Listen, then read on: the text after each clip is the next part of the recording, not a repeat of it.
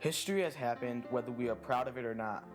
The past is what shapes the future, and America in the 1940s was filled with racism.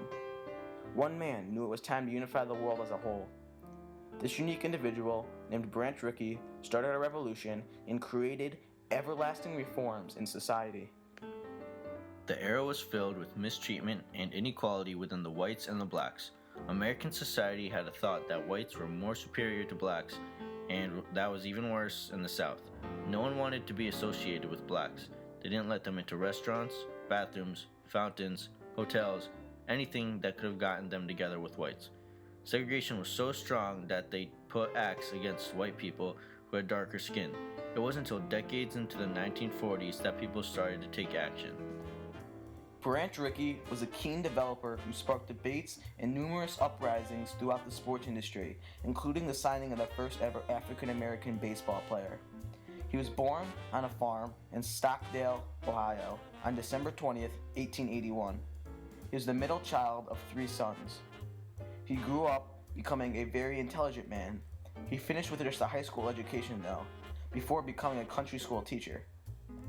And he also became acquainted with Latin and many other subjects because he was eager to learn himself. Rickey eventually became a college student, getting a law degree and playing sports at Ohio Wesleyan University. He became so good at baseball he was drafted onto the Cincinnati Reds. This didn't last long due to a strong religious faith. He believed in not working on Sundays, and Rickey refused to play those games. But it got to the manager's head at one point, and he was released. When he went to the Cardinals, he established a farm system. The Major League made minor teams beneath it so that players could develop more. It was one step below the majors, and is still used today.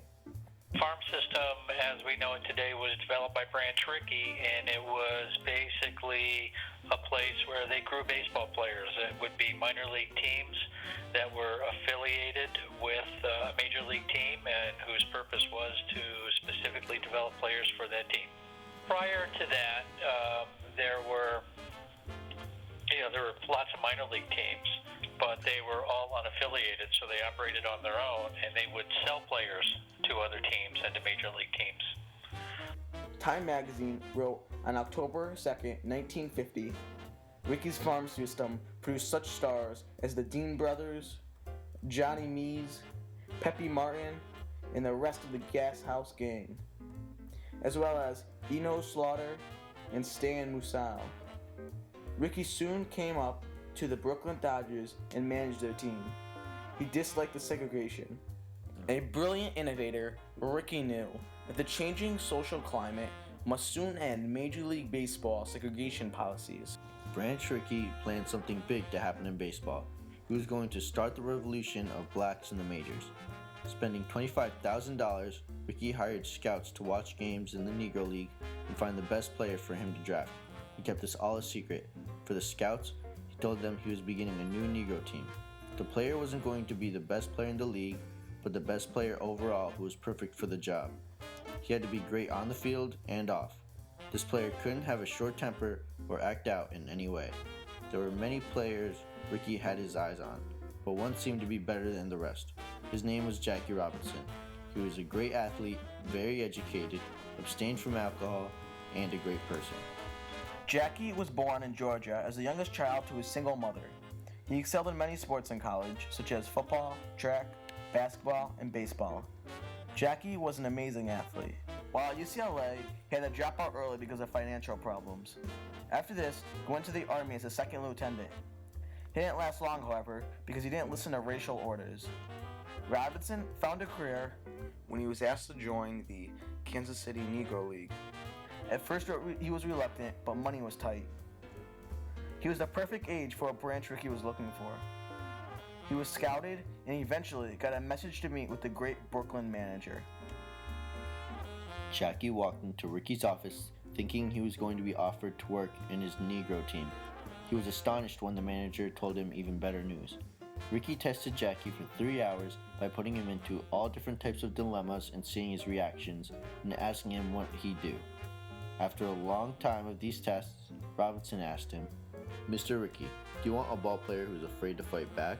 Rickey replied, "I want a player with guts enough not to fight back." He then signed the contract to start his career on the Dodgers' minor league team, the Montreal Royals. Rickey also was in the midst of signing other black players, so if Jackie worked out, he could grab them before any other team. That spring, Jackie took a flight down to Florida for training. The racism erupted immediately. Under Florida law, a black and a white baseball player couldn't play together, so the officials didn't allow him to play in the field with the white players. Because of this, he started the season out of shape and not as good as he could have been. The fans witnessed him and thought he definitely wasn't up to standards. Rickey's plan wasn't working out so far as good as he wanted it to, but there was more to come. Jackie soon caught on to the game a lot better. The other white players he played against tried to make his career torture. Pitchers, contests to see who could hit him first, or the hardest. He was cleated while on the field, giving him injuries. Better yet, Jackie held in there, didn't complain, and played the best to his abilities.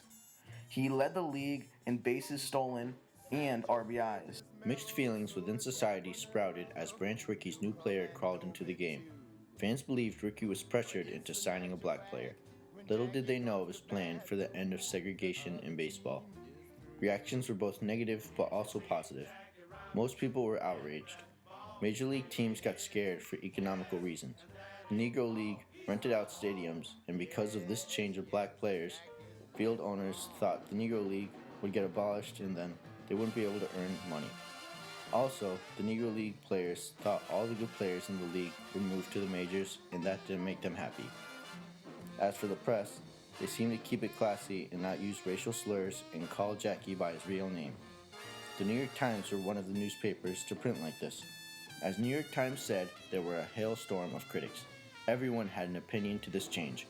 Blacks filled up their stadiums to watch Jackie play his heart out. Even though they had a designated section in the stands, they loved watching him hit. Jackie's life off the field was difficult. He wasn't allowed anywhere, no matter how good he was in the games. When his bus stopped to eat dinner, he most likely had to sit in the bus alone and eventually had a teammate come bring him food.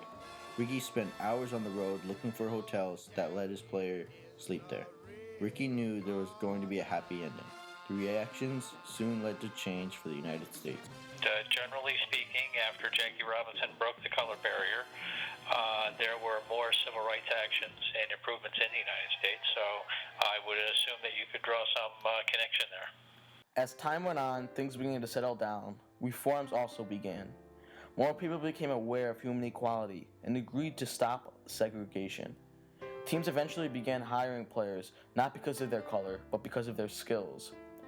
Reform acts activated and sprung up in the government to make everything official.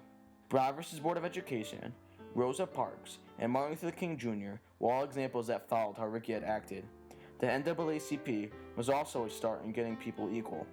By the end of the 1960s, all the Jim Crow laws were gone, and everyone was getting closer to equality.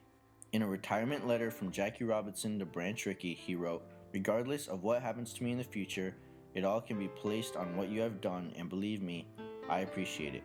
Branch Rickey's revolution in baseball created farm systems, integration, and much more. Beyond everything, his reform in society created a reaction from people both negatively and positively, a truly inspiring man with a passion for baseball.